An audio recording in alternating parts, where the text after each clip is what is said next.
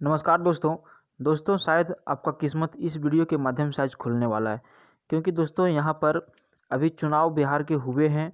तुरंत रिजल्ट ही आया है, लेकिन देखिए वैकेंसी यहाँ पे निकाली जा चुकी है बिहार पुलिस के लिए। ठीक है, तो यहाँ पे देखिए दोस्तों, बिहार पुलिस के लिए एकदम अच्छा खासा पोस्ट पर यहाँ पे वैकेंसी निकाला गया है। तो इसी के बारे में आज हम इस वीडियो में बात करने वाले हैं। वीडियो के साथ आप अंत तक बने रहिए, क्योंकि सारा डिटेल्स में हम आपको यहाँ पे क्लियर करने वाले हैं। सबसे पहले हम आपको बताने वाले हैं कि ये जो फॉर्म निकाला गया है बिहार पुलिस का, ये किन किन पोस्ट के लिए निकाला है। तो यहाँ पे जैसे कि आप देख पा रहे हैं, बिहार पुलिस, बिहार सैन्य पुलिस, विशेषीकृत इंडिया रिजर्व वाहिनी, बिहार राज्य औद्योगिक सुरक्षा वाहिनी में सिपाही के रिक्त पदों पर पुरुष एवं महिला उम्मीदवारों की सीधी नियुक्ति हेतु सूचना। और ये फॉर्म आप भर सकते हैं 14 दिसंबर 2020 तक। ठीक है, और ये 5वां विज्ञापन है 2020 का। तो आइए हम लोग इसके बारे में डिटेल्स में जानने का प्रयास करते हैं। ठीक है, सबसे पहले है कि इसमें जो टोटल सीटों की संख्या है वो कितनी है। देखिए बहुत ज़्यादा सीट आया है, 8415 सीट है टोटल। ठीक है, यानी कि बहुतों को मौका मिलने वाला है इस बार। ठीक है, और यदि हम बात करें कि इसमें सैलरी कितनी रहेगी, तो सैलरी देखिए 21,700 से लेकर के 69,100 तक। ठीक है, अब आपको हम ले करके चलते हैं आगे की ओर। इसमें दोस्तों ये जो वैकेंसी है, सबको पता है कि आजकल ऑनलाइन फॉर्म भरे जाते हैं, और ये भी फॉर्म जो है सो ऑनलाइन भरा जाएगा, जिसकी प्रक्रिया जो है 13 नवंबर 2011 से प्रारंभ हो जाएगी। ठीक है, चलिए दोस्तों, यदि ये वैकेंसी आप भरना चाहते हैं या फिर कुछ जानना चाहते हैं, तो इसके लिए यहाँ पे वेबसाइट भी जारी किया गया है। ये वेबसाइट आप यहाँ पे देख पा रहे हैं। और दूसरी बात यहाँ पे दोस्तों है कि ये जो होगा वो लिखित परीक्षा होगी। ठीक है, और लिखित परीक्षा किस तरह से होगी, तो आपको हम यहाँ पे दिखा दे रहे हैं। 7 नंबर पॉइंट यहाँ पे दिया है, लिखित परीक्षा का स्तर बिहार विद्यालय परीक्षा समिति के इंटरमीडिएट यानी कि 10+2 के लेवल से होंगे। लिखित परीक्षा 100 अंकों की होगी। 2 घंटों के एक प्रश्न में कुल 100 प्रश्न आपको दिए जाएंगे। ठीक है, जिसमें प्रत्येक सही उत्तर के लिए 1 अंक दिया जाएगा। उत्तर पुस्तिका 2 प्रतियों में होगी, जिसमें एक प्रति अदृश्य कारण प्रति के रूप में चयन पर्षद के पास सुरक्षित रखा जाएगा। हालांकि देखिए 1 अंक तो आपको दिए जाएंगे, लेकिन नेगेटिव मार्किंग के बारे में यहाँ पे कुछ बताया नहीं गया है, जो क्लियर नहीं है। आगे लिखता है, लिखित परीक्षा में 30% से कम अंक प्राप्त करने वाले अभ्यर्थी शारीरिक दक्षता के लिए असफल घोषित किए जाएंगे। यानी कि इसका पासिंग मार्क्स जो है, क्वालिफाइंग मार्क्स ये है 30% कम से कम लाना है।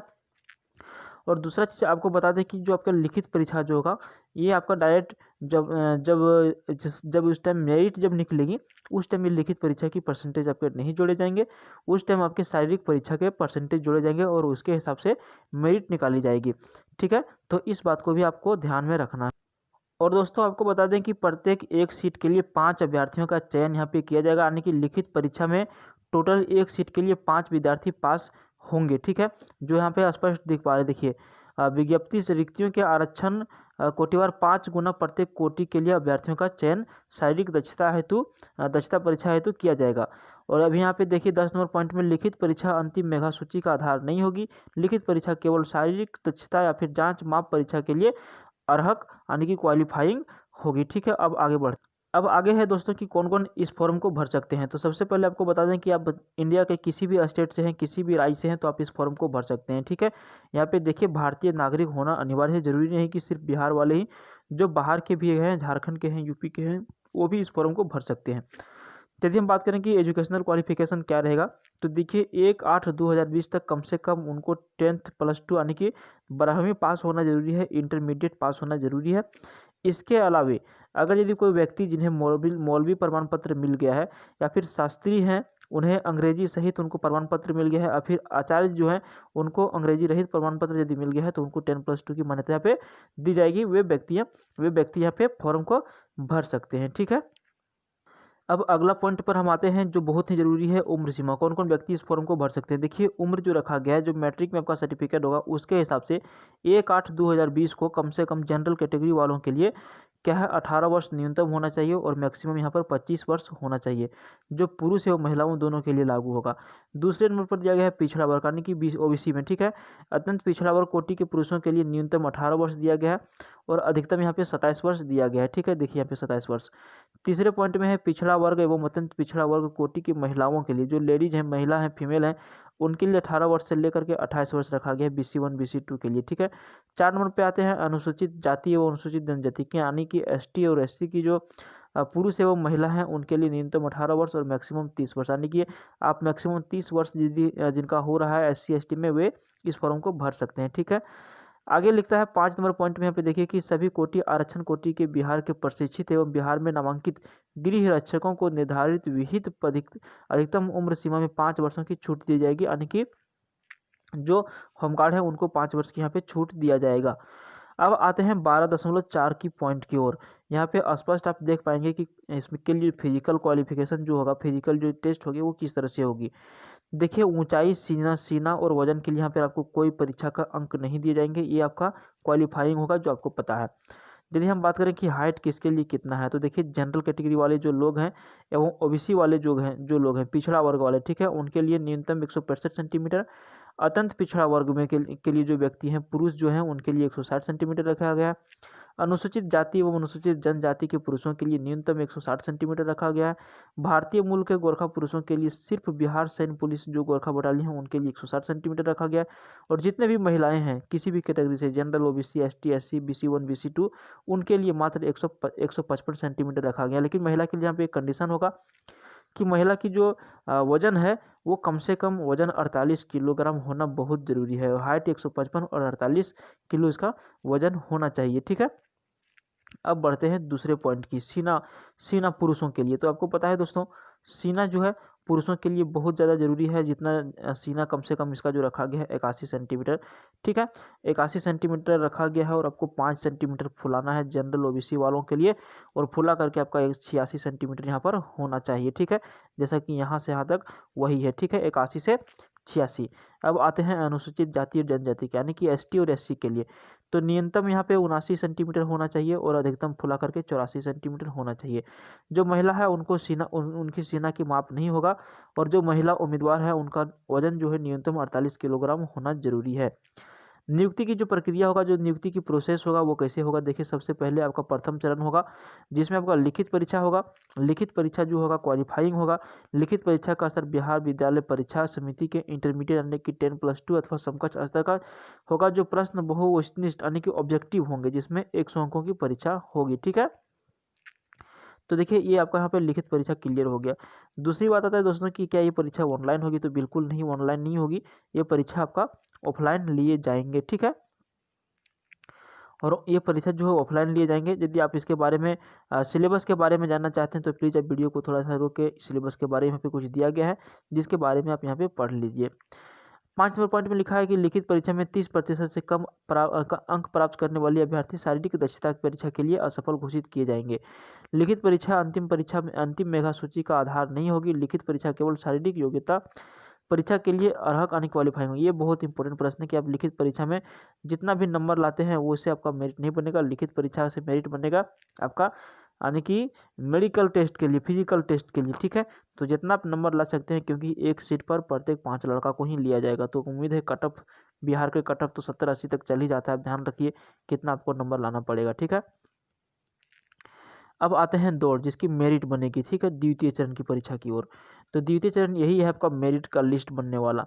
दौड़ में यदि हम बात करें कि पुरुष जो है, पुरुष, ठीक है, पुरुष सभी कोटि के पुरुषों के लिए यदि 5 मिनट से कम, यानी कि सबसे पहले आपको बता दें कि आपको दौड़ना कितना है। तो दौड़ना है आपका 1600 मीटर। ठीक है, 1600 मीटर यानी कि 1 मील जिसको कहते हैं, 1 मील बराबर होता है 1600 मीटर, और समय आपको दिया गया है 6 मिनट। अब देखिए खेला यहीं से स्टार्ट होगा आपका छटने का और आपका एंट्री का। यदि आप 5 मिनट से कम में आप एंटर कर जाते हैं, दौड़ जाते हैं 1600 मीटर, तो आपको पूरी 50 नंबर यहाँ पर मिलेगा। लेकिन यदि 5 मिनट से लेकर के 5 मिनट 20 सेकंड तक आप दौड़ते हैं 1600 मीटर, तो आपका अंक 10 अंक घट जाएगा और 40 अंक मिलेगा। यदि आपका 5 मिनट 20 सेकंड से अधिक एवं 5 मिनट 40 सेकंड तक लेते हैं तो आपको 30 अंक दिया जाएगा, और 5 मिनट 40 सेकंड से अधिकतम 6 मिनट तक लेते हैं तो आपको 20 अंक। जो व्यक्ति 5 मिनट के अंदर दौड़ेंगे पक्का इनका सिलेक्शन कोई नहीं रोक सकता, द्वितीय तृतीय तक कोई नहीं रोक सकता। लेकिन यदि 20 अंक से आप कम लाते हैं तो आपको यहाँ पे मेरिट लिस्ट में छटने की संभावना ज़्यादा हो जाएगी। इसलिए दौड़ते रहिए जितना दौड़ सकते हैं। अब आते हैं आगे, 6 मिनट से अधिक समय लेने वाले पुरुष अभ्यर्थियों को असफल घोषित किया जाएगा। दूसरी सबसे बड़ी बात है जो महिला के लिए, आपको पता है महिला के लिए बिहार में जो है आरक्षण भी दिया जाता है 33%। सभी कोटि की महिलाओं के लिए 4 मिनट से कम दौड़ने वालों के लिए 50 अंक, 4 मिनट से 4 मिनट 20 सेकंड तक दौड़ने के लिए 40 अंक। और सबसे पहले आपको बता दें कि इसमें अधिकतम दौड़ जो है 1 ही किलोमीटर है। समय मैक्सिमम आपको 5 मिनट दिया जाएगा। 4 मिनट 20 सेकंड से 4 मिनट 40 सेकंड के लिए 30 अंक, 4 मिनट 40 से 5 मिनट तक के लिए आपको 20 अंक। 5 मिनट से अधिक समय लेने वाले अभ्यर्थियों को असफल घोषित कर दिया जाएगा। गोला फेंक होगा, देखिए गोला फेंक अधिकतम 25 अंक के लिए। तो देखिए 16 पाउंड का आपका गोला होगा, ठीक है, और आपको 16 फीट आपको फेंकना पड़ेगा। उसी तरह से इसमें भी मेरिट लिस्ट में इस तरह से नंबर जोड़े जाएंगे। आप प्लीज़ इसको थोड़ा सा स्क्रीनशॉट कर लें या फिर वीडियो को रोक करके देख लें। टाइम ज़्यादा हो रही है, माफ़ी चाहेंगे आपसे। ऊंची कूद की यदि हम बात करें तो देखिए हाई जंप होगा, और ठीक है हाई जंप, और ये आपका हाई जंप का लिस्ट है। आपको थोड़ा थोड़ा हम बता देते हैं हाई जंप के बारे में कि सभी कोटि के जो पुरुष हैं हाई जंप के लिए आपको 25 अंक दिए जाएंगे। पहले देखिए 50 अंक हम लोगों का क्या था, दौड़ वगैरह में था, फिर हम लोगों का था गोला फेंक, फिर हम लोगों का भी हाई जंप आ गया, तो ये हो गया कुल मिला के 100 अंक। तो सभी कोटि के पुरुषों के लिए कम से कम आपको हाई जंप आने की जो कूदना है, ऊंचा कूदना है, 4 फीट कूदना है, ठीक है। आप ध्यान रखिए 4 फीट आपको कम से कम कूदना है, बाकी जितना आप ऊपर जाइएगा उतना आपको ज़्यादा नंबर मिलेंगे, और ठीक है।